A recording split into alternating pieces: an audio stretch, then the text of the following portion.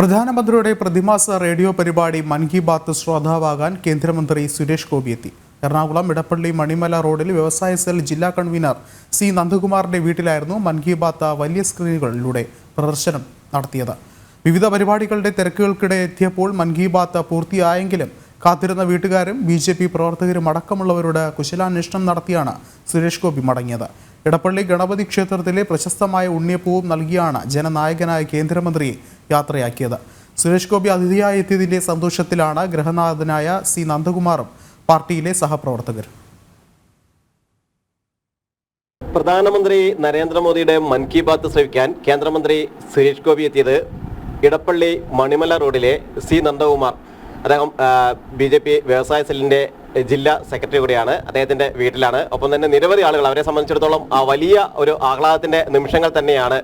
കേന്ദ്രമന്ത്രി ആയ ശേഷം സുരേഷ് ഗോപി ഈ വീട്ടിലേക്ക് അവിടെ വരുന്നു. അദ്ദേഹത്തെ കാണാൻ വേണ്ടി ഒരുപാട് പേർ ഇവിടെ എത്തിയിരുന്നു. പാർട്ടിയുടെ ഭാരവാഹികൾ, മണ്ഡലം ജില്ലാ ഭാരവാഹികൾ അടക്കമുള്ള ആളുകൾ എത്തിയിരുന്നു. കേന്ദ്രമന്ത്രിയായി ചുമതലയേറ്റ ആദ്യത്തെ മൻ കി ബാത്ത് ആയിരുന്നു. കേന്ദ്ര സർക്കാർ 3ാം വട്ടവും ചുമതലയേറ്റ ശേഷം 111ാമത്തെ എപ്പിസോഡായിരുന്നു ഈ പ്രാവശ്യം ഇന്ന് നടന്ന മൻ കി ബാത്ത്.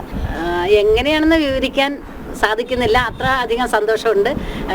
കേന്ദ്രമന്ത്രി ആയതിനു ശേഷം ആദ്യമായിട്ട് വരുന്നതാണ്. അടുത്ത് കാണാനും അധികം നേരം സംസാരിക്കാൻ പറ്റിയില്ല എങ്കിലും വളരെയധികം സന്തോഷമുണ്ടായില്ല. അതെ, അദ്ദേഹം ഒരു കേന്ദ്രമന്ത്രിയും ഒരു പ്രമുഖ നടനുമാണല്ലോ.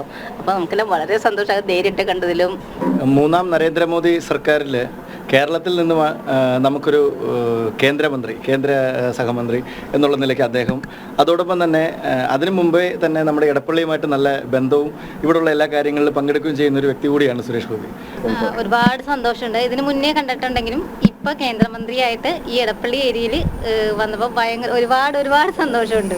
മണ്ഡലത്തെ സംബന്ധിച്ചിടത്തോളം ഇദ്ദേഹം കേന്ദ്രമന്ത്രി ആയതിനു ശേഷം ആദ്യം നമ്മുടെ മണ്ഡലത്തിലത്തെ ആദ്യത്തെ മൻ കി ബാത്തിൽ പുള്ളി പങ്കെടുക്കാൻ സാധിച്ചതിൽ നമുക്ക് അതിയായ സന്തോഷമുണ്ട്. അതേപോലെ തന്നെ എല്ലാത്തിലും ഉപരി പുള്ളി ഒരു നല്ല മനുഷ്യസ്നേഹിയാണ്. അതേപോലെയുള്ള ഒരു വ്യക്തിയുടെ കൂടെ ഈ എല്ലാ ജനങ്ങളും ഒരുമിച്ച് കൂടിയിരുന്ന് ഈ ഒരു മൻ കി ബാത്ത് ശ്രവിക്കാൻ സാധിച്ചതിൽ മണ്ഡലത്തിന് അതിയായ സന്തോഷമുണ്ട്. എങ്ങനെയാണ് ഒരു ഗ്രഹനാഥൻ എന്ന നിലയിൽ ഇതിന്റെ ഒരു സന്തോഷം? ഇന്നലെ വൈകുന്നേരം വളരെ പെട്ടെന്നായിരുന്നു ഇതിൻ്റെ ഒരു ഇൻഫർമേഷൻ കിട്ടിയത്. അപ്പോൾ നമ്മളെല്ലാ പ്രിപ്പറേഷനും നമ്മൾ അത് എല്ലാം റെഡിയാക്കിയിട്ടുണ്ടായിരുന്നു. മൻ കി ബാത്ത് ആദ്യം നേരത്തെ ഇവരൊക്കെ പറഞ്ഞ മാതിരി ആദ്യം കാണാൻ ഫസ്റ്റ് ഈ മന്ത്രിസഭയുടെ ആദ്യത്തെ മൻ കി ബാത്താണ്. അത് കാണാൻ അദ്ദേഹം ഇവിടെ വന്നത് വളരെയധികം സന്തോഷമായി. ഒട്ടനവധി ആൾക്കാർ വന്നിട്ടുണ്ടായിരുന്നു. ഒരു നടനെന്ന നിലയിലും ഒരു രാഷ്ട്രീയക്കാരെന്ന നിലയിലും ഒരു മന്ത്രി അദ്ദേഹം എന്തൊക്കെ ചെയ്യാൻ പോകുന്നു എന്നുള്ള വ്യക്തമായൊരു ധാരണ അദ്ദേഹം അത് കമ്മ്യൂണിക്കേറ്റ് ചെയ്തു.